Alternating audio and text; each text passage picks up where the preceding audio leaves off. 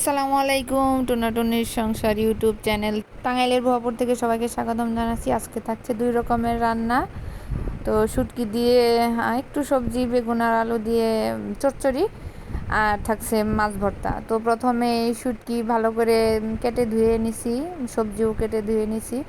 যাই হোক, তারপরে যে পেঁয়াজের মধ্যে সব মশলা টশলা, রসুন ছেঁচে দিছি, হলুদ, মরিচ, তারপরে ধনিয়া, যা যা লাগে আর কি, আপনারা তো সবাই জানেন।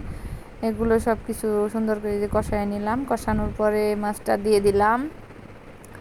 তারপরে মাছটা ভালো করে কষায় নিতে হবে।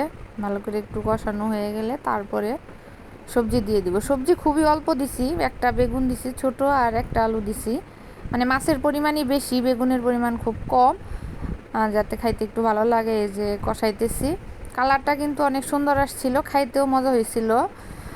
তো এই তো কষানো প্রায় শেষের দিকে, আর একটু পরে একটু পানি দিয়ে দিব। পানিও কিন্তু খুবই অল্প দিতে হবে। এই যে পানি দিয়ে দিছি, ঝোল মানে সিদ্ধ হওয়ার জন্য জাস্ট একটু, আর পুরোপুরি শুকায় ফেলাইতে হবে, নাহলে খাইতে ভালো লাগবে না। এই যে বেগুন যেহেতু আছে, শুকায় ফেলছি।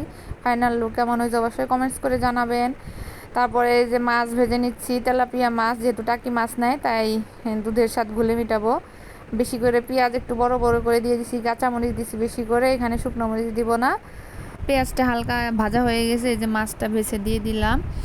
তো ফাইনাল লুক কেমন হয়েছে অবশ্যই জানাবেন। আমাদের ইউটিউব চ্যানেলটি সাবস্ক্রাইব করে রাখবেন, নতুন নতুন ভিডিও সবার আগে দেখতে চাইলে বেল আইকনে ক্লিক করে রাখবেন। আল্লাহ হাফেজ সবাইকে, আসসালামু আলাইকুম।